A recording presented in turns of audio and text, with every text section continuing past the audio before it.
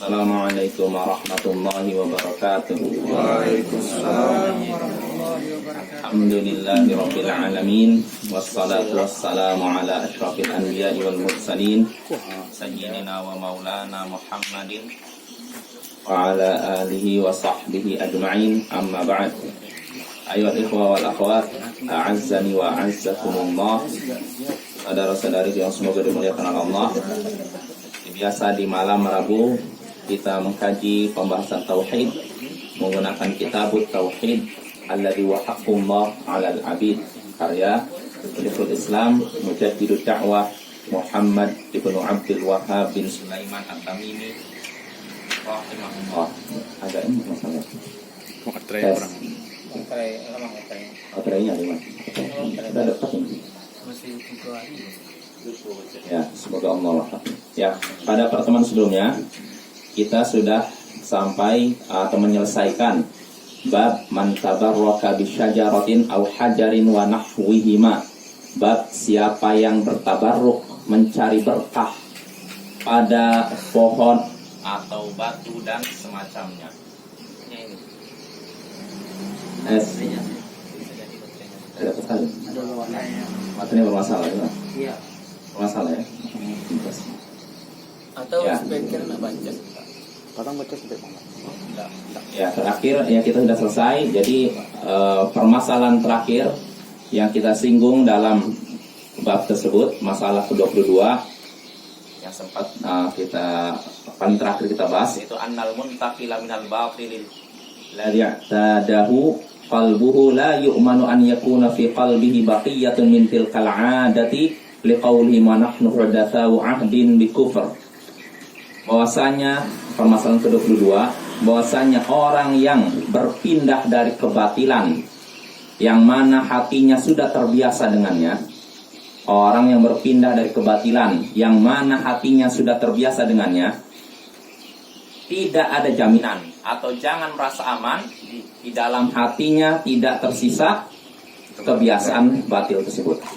Orang yang sudah biasa melakukan kebatilan, hatinya sudah terbiasa melakukan kebatilan, lalu pindah, dia tinggalkan.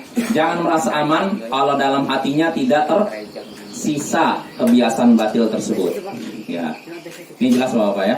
Ya, liqauli berdasarkan ucapan para sahabat Nabi yang berkata wa nahnu hudatsau ahdin bi kufr.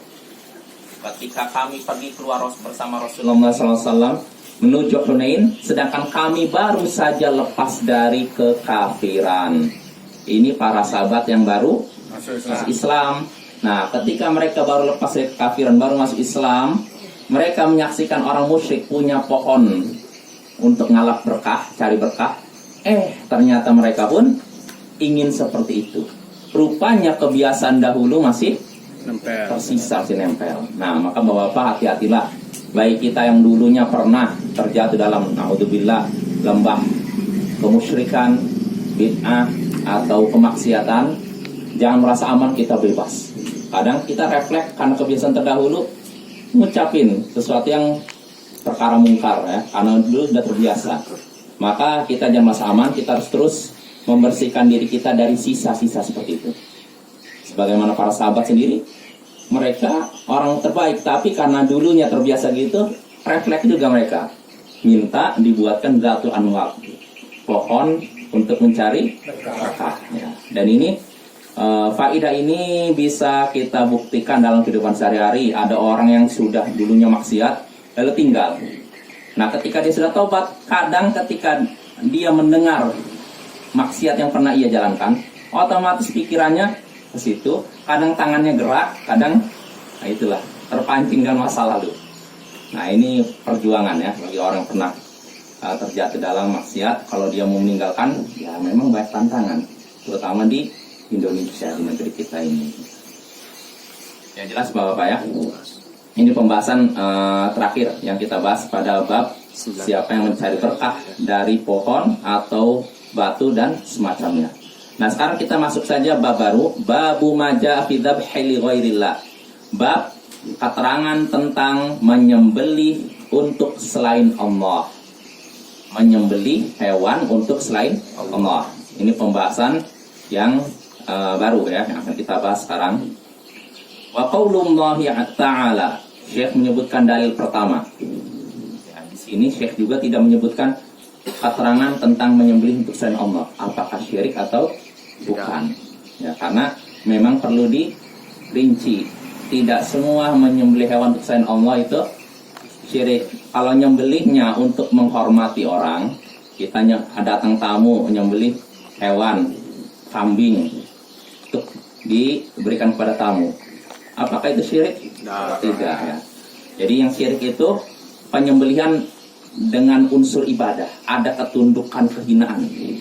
Nah itu yang terlarang, yang syirik ya. Ada memuliakan tamu, kita kan nggak ada penghinaan diri kita di hadapan tamu kan? Ya tidak, ya, itu beda. Ini bab terbaru, bab keterangan tentang menyembelih untuk selain Allah. Syekh menyebutkan dalil pertama dalam bab ini, wa qaulullahi ta'ala, yaitu firman Allah Ta'ala. Qul inna salati wa nusuki wa mahyaya wa mamati lillahi rabbil alamin la syarikalah. Katakanlah, qul, katakanlah. Ini perintah untuk siapa? Kita semua. Nabi Muhammad SAW. Inna salati, sesungguhnya salatku, wa nusuki, sembelihanku, wa mahyaya, hidupku, wa mamati, matiku, lillahi rabbil alamin, hanya untuk Allah, Tuhan semesta alam. Sesungguhnya salatku, sembelihanku, hidupku dan matiku hanya untuk Allah, Tuhan semesta alam.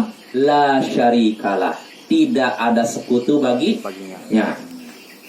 Nah ini dalil pertama yang disebutkan Syekh yang menyinggung tentang menyembelih untuk selain Allah. Karena disebutkan dalam ayat tadi, sesungguhnya salatku dan sembelihanku. Ini menunjukkan penyembelihan yang maksudnya dimaksud penyembelihan unsur ibadah yang mengandung unsur ibadah hendaknya dimurnikan atau diberikan kepada Allah ya. Jadi kalau kita ingin menyembelih sesuatu ada nggak apa yang berunsur ibadah, ketundukan, penghinaan, ini hanya berhak ditujukan kepada Allah, tidak boleh untuk manusia, tidak boleh untuk makhluk halus. Ya seperti kebiasaan orang kalau baru nempati rumah baru, katanya kalau ingin rumahnya aman, sembelihlah ayam. Ya, lalu kucurkanlah darahnya di pojok rumah. Nah ini sembelihan untuk selain Allah. Sembelihan untuk siapa ini? Jin. Dan itu syirik. Oh, ya. Bukan syirik kecil, syirik besar. Bisa mengeluarkan pelakunya dari Islam. Hati-hati ini. Ini pembahasan yang penting karena banyak terjadi di masyarakat kita. Dan di mana-mana ya. Di Arab pun ada sisa-sisa kemusyrikan seperti ini ada. Dan saya yakin di Arab Saudi pun ada, walaupun di sana mungkin sudah langka, mungkin jarang kita dapati, atau kalaupun ada biasanya dipakai oleh para tukang sihir dan itu tersembunyi. Karena kalau di Arab Saudi, bapak-bapak dan ibu-ibu, kalau ketahuan ada orang yang berprofesi sebagai tukang sihir, hukumannya apa? Langsung dilenyapkan nyawanya ya. Tegas di sana. Di sana ada polisi amar ma'ruf nahi munkar yang keliling, polisi syariah. Ketahuan ada pencuri, ada ini tukang sihir, dihakimi. Langsung diperiksa. Kalau udah diketahui dia melakukan praktek sihir, dihukum mati. Tegas. Dan berapa banyak orang yang melakukan itu dilakukan hukuman mati. Dan anehnya ya, sayangnya pelakunya rata-rata pendatang. Inilah yang bikin malu ya, kadang dari Indonesia, kadang dari Mesir. Padahal mereka udah diterima di Saudi itu udah harusnya bersyukur kan? Terima kasih kan untuk fasilitas visa, terus fasilitas pokoknya tunjangan udah lumayan lah kalau di Arab Saudi lah. Separah-parahnya di Arab Saudi masih mending dibandingkan di negeri lain kan. Tapi mereka nggak bersyukur. Sudah masuk Arab Saudi melakukan praktek kriminalitas, praktek sihir. Sehingga akhirnya ya udah hukum mati. Ya. Nah, Bapak. Banyak seperti itu Bapak ya. Sampai ada kejadian memalukan ini di TKW Indonesia nih. Saya baca di tulisan ini, seorang TKW juga yang nikah sama orang Arab Saudi. Jadi ada kejadian seorang TKW, dia ingin menyantet atau memelet majikannya. Gimana ceritanya? Gimana bisa ketahuan? majikannya ini satu hari dihidangkan minuman, kalau nggak salah teh atau apalah, air putih atau apa. Majikannya ngerasa aneh, ini kok air kok keruh begini, apa ini? Curiga dia, apa itu air? Akhirnya dia periksa di lab, ternyata ada campuran darah apa kira-kira? Darah haid. Akan dipanggil lah si pembantu ini, diinterogasi, ternyata dia melakukan praktek itu. Na'udzubillah min dzalik. Itu banyak ya. Udah ada berapa yang ketahuan. Itu yang seperti itu tidak pantas ya. Kita istilahnya kalau sudah bertamu di negeri orang jangan macam-macam ya. Apalagi di situ terapan syariat Islam, udah benar-benar keterlaluan melakukan seperti itu. Ya, artinya bukan berarti syirik di Saudi tidak boleh, di luar Saudi boleh. Artinya di tempat manapun syirik diharamkan. Akan tetapi kalau di tempat-tempat yang mulia seperti Madinah dan Mekah, ini kalau seorang melakukan dosa-dosanya diperberat, Bapak-bapak. Ya, makanya nggak bisa kita macam-macam. Berbuat maksiat di Indonesia dosa, berbuat maksiat di Mekah Madinah dosanya lebih berat lagi, hukumannya lebih berat lagi. Maka hendaknya kita sadar ya di mana kita berpijak. Yaitu tentang ini surat ayat pertama ya. Sesungguhnya salatku dan sembelihanku, hidupku dan matiku hanya untuk Allah ya, bukan untuk jabatan, bukan untuk mencari kekayaan. La syarikalah, tidak ada sekutu baginya. Wa bidzalika umirtu, dan demikianlah yang diperintahkan kepadaku. Wa ana awwalul muslimin, dan akulah orang yang pertama kali berserah diri muslim. Ini kelengkapan ayat tersebut. Jadi ayat ini menunjukkan bahwasanya penyembelihan hendaknya ditujukan kepada Allah, tidak boleh kepada selain Allah. Yaitu penyembelihan yang mengandung unsur ibadah ya. Itu yang pertama. Lalu dalil kedua yang disebutkan Syekh, wa qaulihi, dan firman Allah Ta'ala, fasalli li rabbika wanhar, salatlah untuk Tuhanmu dan sembelihlah untuk Tuhanmu. Ini menunjukkan penyembelihan juga hanya untuk Allah, nggak boleh untuk selain Allah. Ya udah disebutkan dua ayatnya, dua dalil ya. Bapak-bapak bisa hafal ini, mudah kan? Fasalli li rabbika wanhar. Bapak-bapak menyaksikan ada orang nyembelih ayam misalkan untuk pengobatan, bukan untuk dimakan tapi untuk mengobati apa, tegur dia. Mudah kan hafal ayatnya, fasalli li rabbika wanhar. Kamu nggak boleh begitu. Allah berfirman, fasalli li rabbika wanhar, salatlah dan sembelihlah untuk Allah. Nah, kamu kenapa begini? Nah ini, kalau bisa begitu Bapak ya, sebutkan ayatnya biar dia sadar ya. Mudah-mudahan kalau ada orang seperti itu diingatkan Allah, dia sadar lalu bertobat lalu meninggalkan perbuatannya. Itu kemaksiatan besar yang harus kita ingkari. Jelas Bapak? Ya, jadi ini ayat kedua juga menunjukkan penyembelihan hendaknya hanya boleh ditujukan pada Allah ya, bukan untuk selain Allah, yaitu penyembelihan yang mengandung unsur ibadah ya. Wa an aliyin radhiyallahu anhu qala, dan dari Ali semoga Allah meridainya, ia berkata, haddatsani Rasulullah sallallahu alaihi wasallam bi arba'i kalimat. Rasulullah sallallahu alaihi wasallam menyampaikan kepadaku 4 kalimat, kata Ali. La'anallahu man dhabaha li ghairillah. Allah melaknat orang yang menyembelih hewan untuk selain Allah. Wa la'anallahu man la'ana walidayh. Allah juga melaknat orang yang melaknat kedua orang tuanya sendiri. La'anallahu man awa muhditsan. Allah juga melaknat orang yang melindungi pelaku kejahatan. La'anallahu man ghayyara manaral ard, dan Allah melaknat orang yang mengubah batas-batas tanah. Rawahu Muslim. Hadis ini riwayat Muslim. Kita bahas Bapak. Di sini kata Ali, Rasulullah SAW mengabarkan kepadaku 4 kalimat. Mengabarkan kepadaku. Artinya Ali dengar tidak? Langsung dengar. Tanpa perantara. Karena ada sahabat Nabi yang meriwayatkan hadis Nabi tapi lewat sahabat lain perantara. Ya, seperti Ibnu Abbas. Karena Ibnu Abbas sering dia menyebutkan hadis tapi lewat perantara. Abu Hurairah, Aisyah. Pertanyaannya, kenapa mereka lewat perantara? Kenapa tidak langsung dari Rasulullah? Karena saat bicara itu Beliau tidak ada di sisi Rasulullah. Tidak ada sisi Rasulullah. Ada lagi alasan lain? Kenapa seperti Ibnu Abbas, Abu Hurairah kok tidak langsung dari Rasulullah? Ada lagi alasan lain? Mereka masih anak-anak. Masih anak-anak, betul. Seperti Ibnu Abbas masih kecil, Aisyah masih kecil. Gimana dia bisa tahu kejadian Rasulullah didatangi oleh Jibril di gua Hiro? Aisyah ketika itu umurnya berapa? Masih kecil kan? Nah itu, kok bisa tahu ya? Dia tahunya lewat perantara sahabat yang lain. Gitu. Nah itu terjadi ya. Namun dalam kasus hadis ini, Ali bin Abi Thalib mendengar langsung dari Rasulullah SAW ya. Kata Ali, Rasulullah SAW menyampaikan kepadaku 4 kalimat. 4 kalimat penting. Apa itu? La'anallahu man dhabaha li ghairillah. Allah melaknat orang yang menyembelih binatang untuk selain Allah.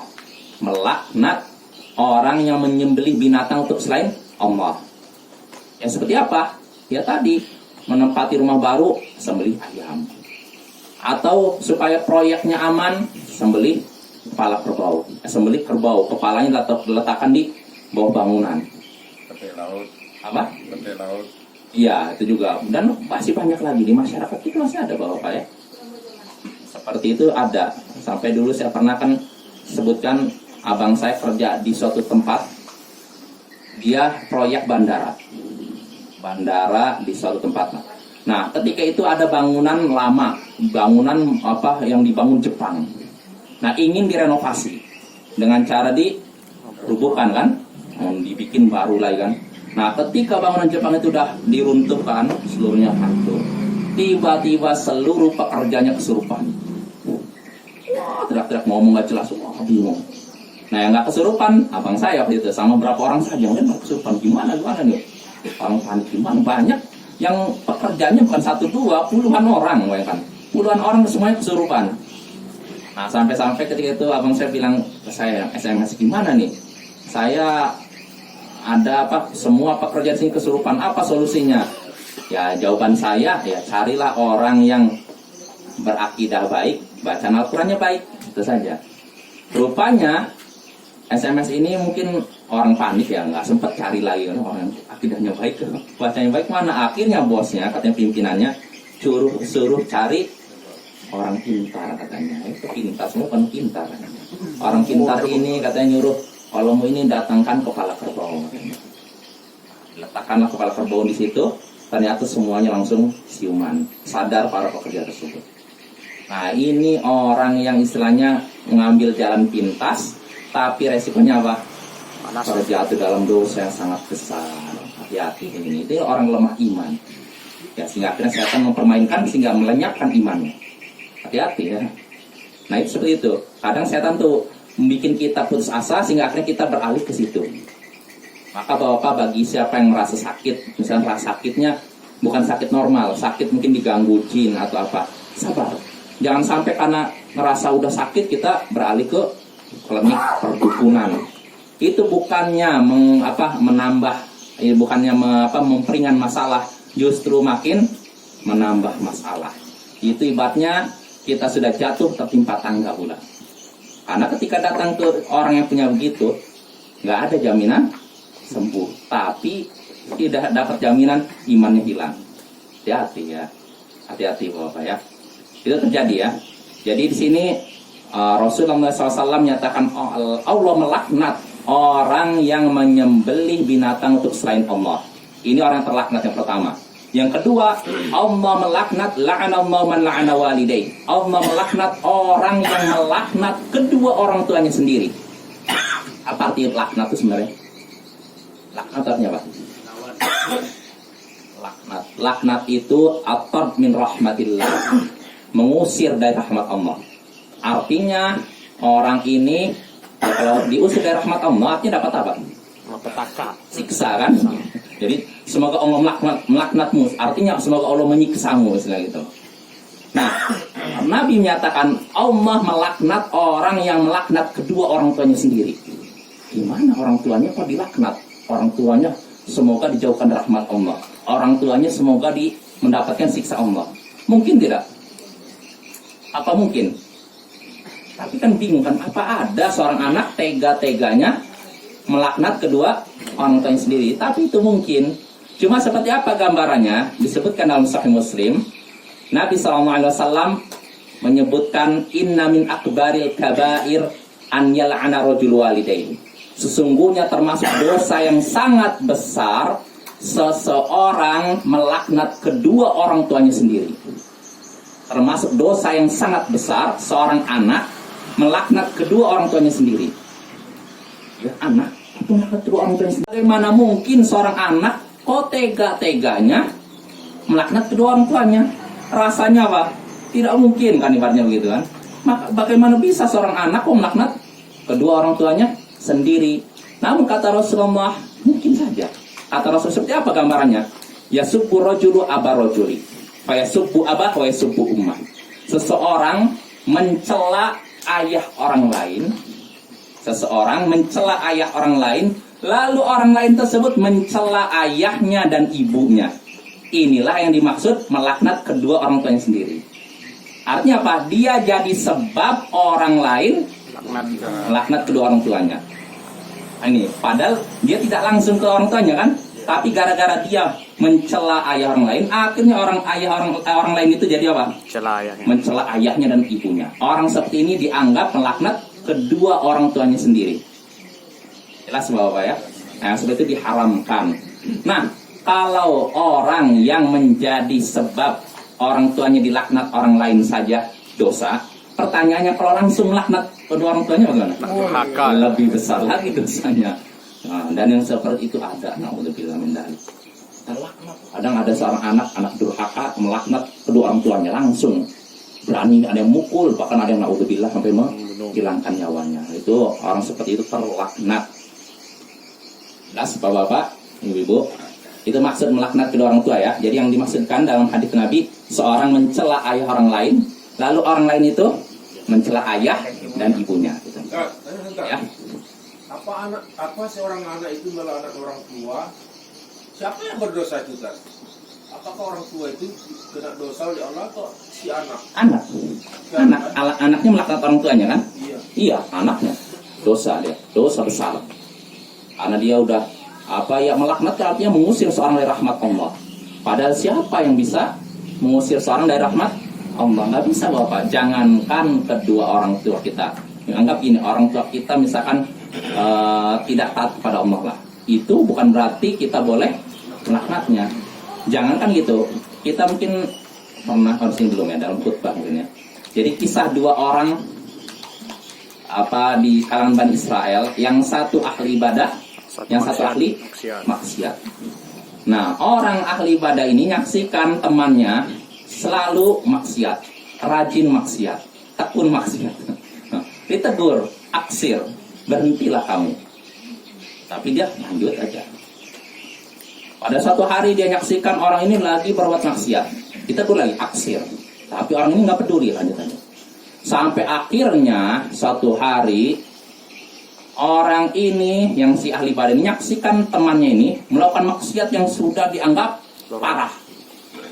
Berhentilah, dia aksir, udah berhentilah kamu.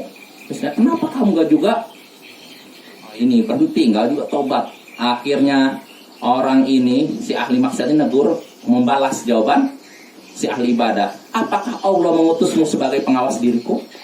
Ini urusan aku dengan Tuhanku. Akhirnya apa? Reaksi dari ahli ibadah, dia pun emosi. Dia pun berkata, la yaghfirullahu lak wa la yudkhilukal jannata abadan. Allah tidak akan mengampunimu dan tidak akan memasukkanmu ke surga selama-lamanya. Allah tidak akan mengampunimu. Artinya apa kalau orang Allah tidak akan mengampunimu? Laknat bukan dia, bahkan dia sudah memastikan, mengkafirkan. Kalau orang tidak diampuni, dosa yang tidak diampuni apa? Dosa apa? Syirik, dosa kafir kan? Ya kan? Allah tidak mengampunimu dan tidak akan masukkanmu ke surga selama-lamanya. Nah, akhirnya kata Nabi, setelah orang ahli ibadah itu mengucapkan demikian, Allah langsung mengutus malaikat lalu mencabut roh keduanya. Lalu dipertemukan roh ini di hadapan Allah, dua roh ini di hadapan Allah. Lalu Allah berkata kepada si ahli ibadah ini, apakah kamu sanggup menghalangi rahmatku kepada si ahli maksiat ini? Kamu sanggup tidak? Maka ahli ibadah ini berkata apa? Tentu tidak, wahai Rasulullah. Nggak mungkin saya bisa menghalangi rahmatmu kepada hambamu. Maka Allah pun berkata kepada si ahli maksiat, masuklah engkau surga karena rahmatku, dan engkau wahai ahli ibadah masuklah ke neraka. Nah, lihat tuh, nggak boleh kita menghalangi seorang dari rahmat Allah, ya, nggak boleh melaknat seorang, termasuk apalagi orang tua, ya, selama masih hidup nggak boleh Bapak, ya. Terus bagaimana dengan hadits ini? Allah melaknat, ini laknat secara umum Bapak. Kalau laknat secara umum boleh. Maksudnya apa? Laknat dengan menyebutkan sifat. Misalkan dalam hadits Allah melaknat seorang pencuri, laki-laki dan perempuan.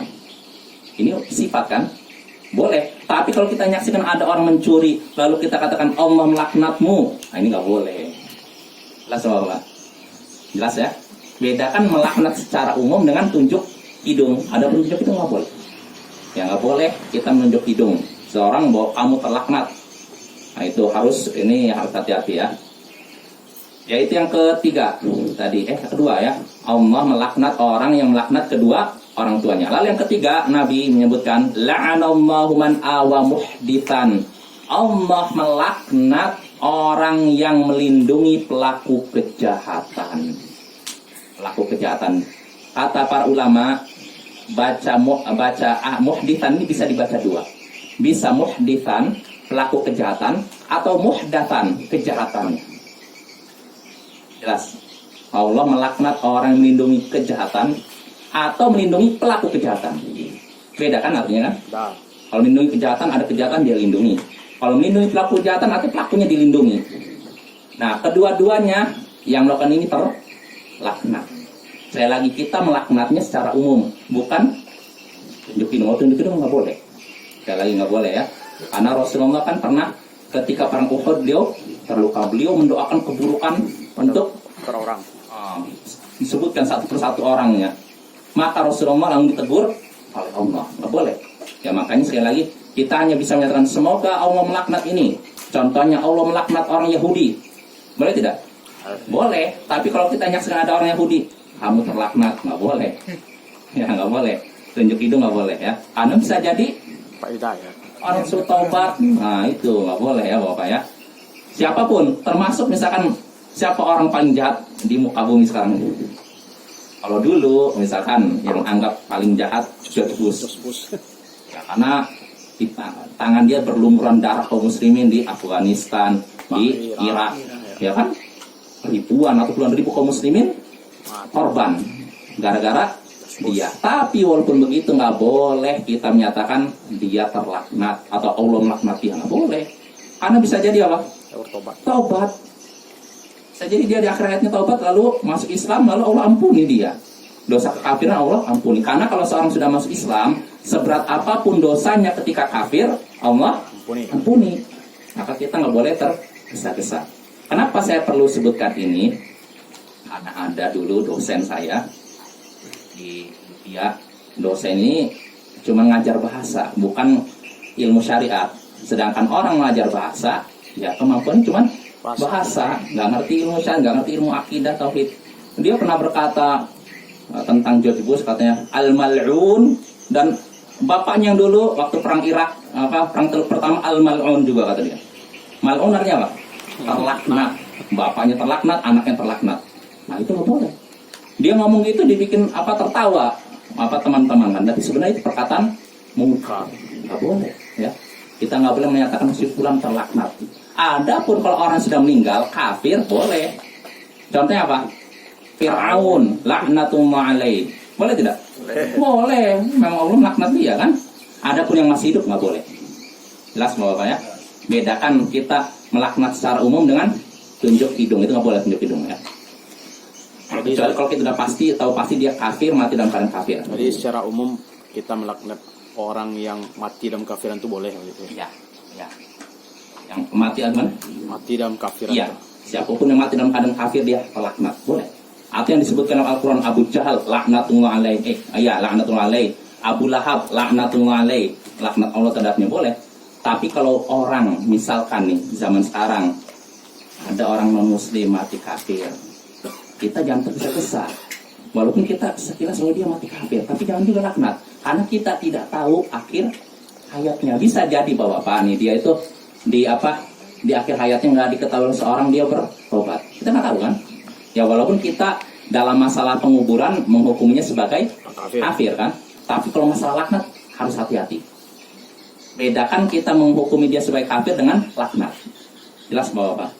Laknat ini nggak boleh sembarangan sekali lagi ya. Termasuk ini juga Bapak, ini yang disalahpahami oleh sebagian saudara-saudara kita kaum muslimin. Contohnya, ketika kita menyatakan amalan tertentu bid'ah, Langsung kafir.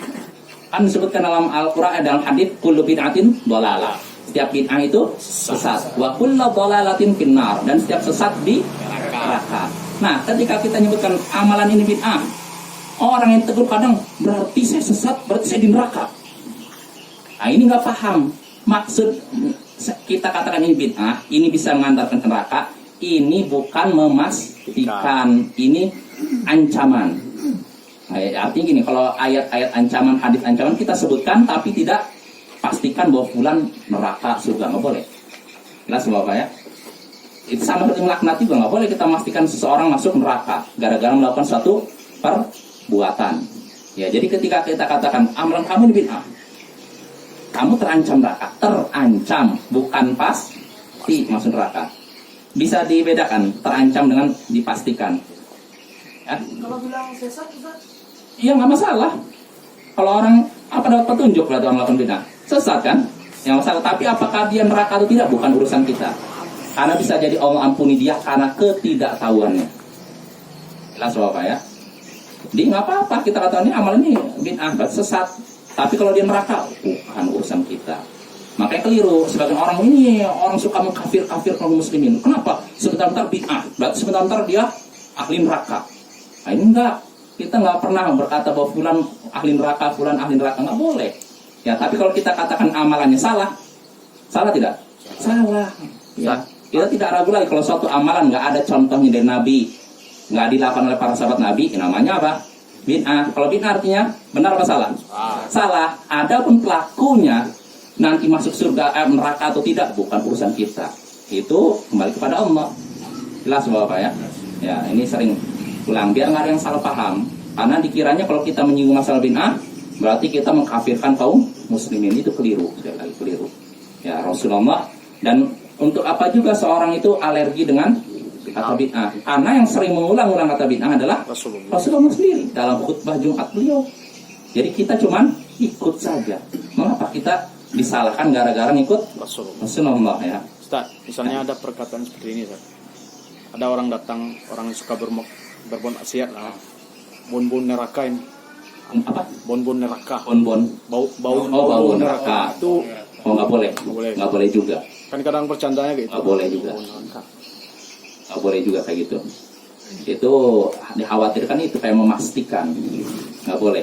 Sama seperti dulu Bapak-bapak, saya pernah waktu awal-awal reformasi kalau nggak salah.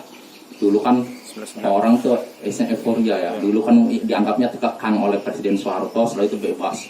Saya saksikan, auzubillah min dzalik, itu ada sebuah buku di sebuah toko buku, saya lihat 90 berapa, dia menyebutkan beberapa bukti, puluhan bukti bahwa Soeharto akan di neraka.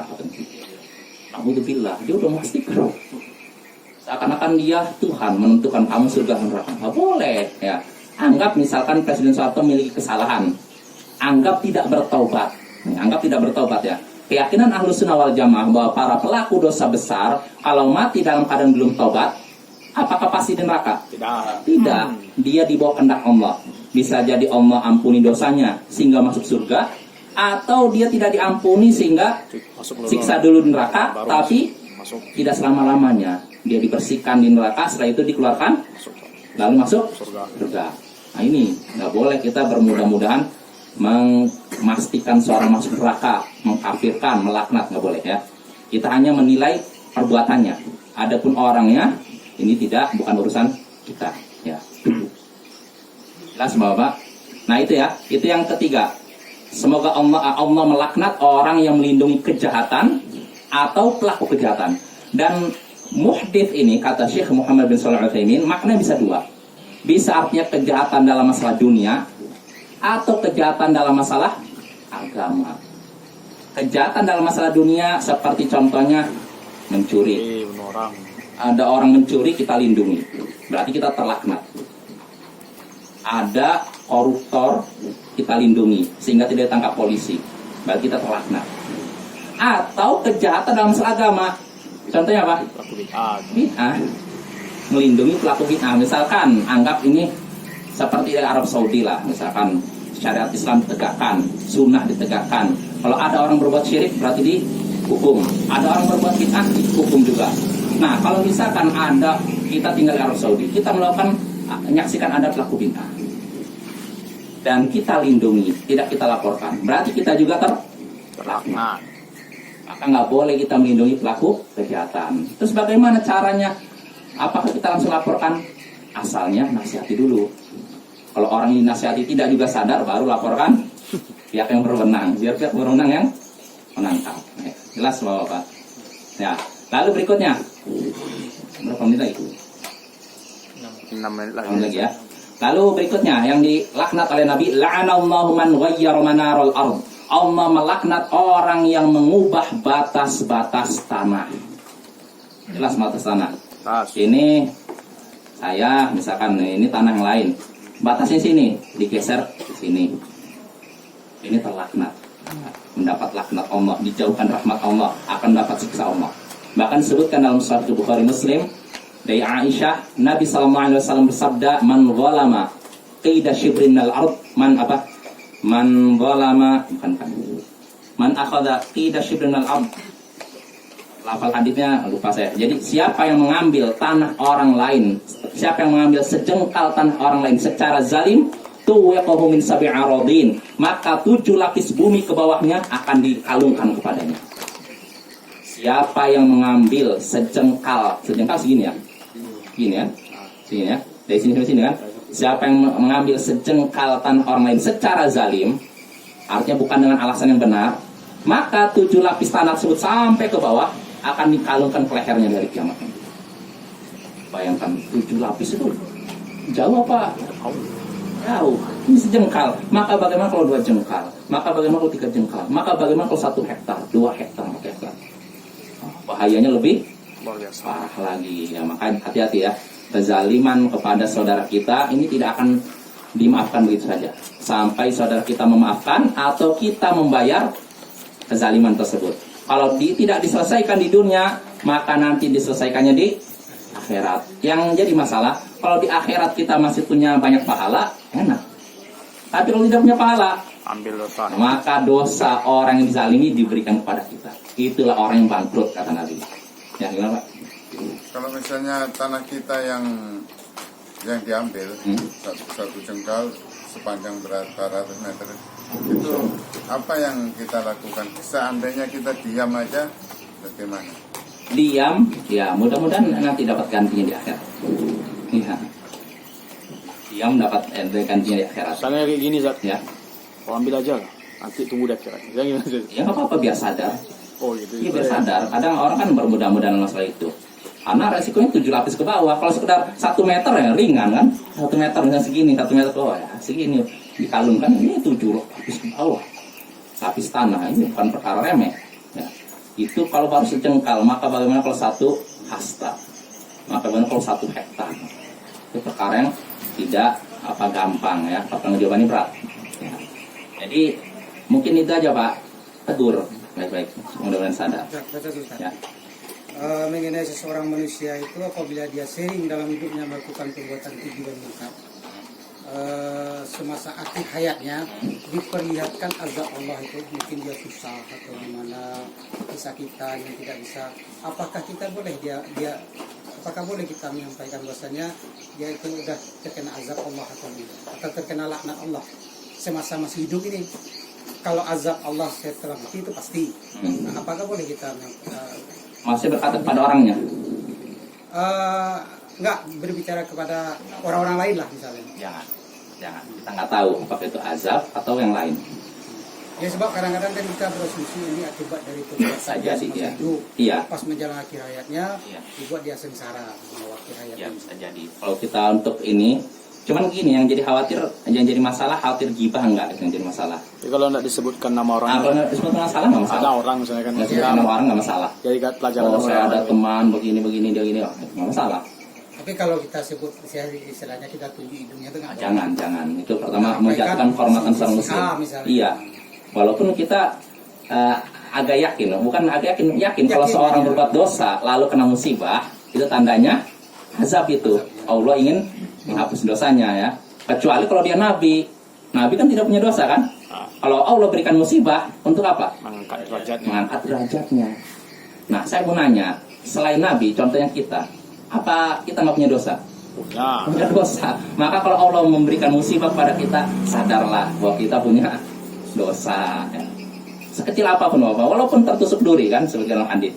Iya. Nah, makanya pernah ada kejadian Syekh Mukbil berjalan bersama muridnya, lalu tersandung batu. Lalu Syekh membacakan firman Allah Ta'ala, ma asabakum min sayyi'atin fabima kasabat aydikum. Apapun keburukan yang menimpa dirimu, itu disebabkan ulah tanganmu. Maksudnya ulah karena apa? Dosa kita. Ya, artinya itulah dosa. Sekecil apapun penyakit atau apapun yang menimpa kita, itu karena dosa kita. Kecuali kalau kita nabi, nah, berarti kalau dikasih musibah, Allah ingin angkat derajat kita. Ya, jelas Bapak. Ya, dengan ini cukup aja lah. Insya Allah pada pertemuan berikutnya kita lanjutkan hadis berikutnya, hadis terakhir dalam bab ini, yaitu hadis tentang masuk surga karena lalat, masuk neraka karena lalat. Apa itu? Insya Allah akan kita bahas pada pertemuan berikutnya.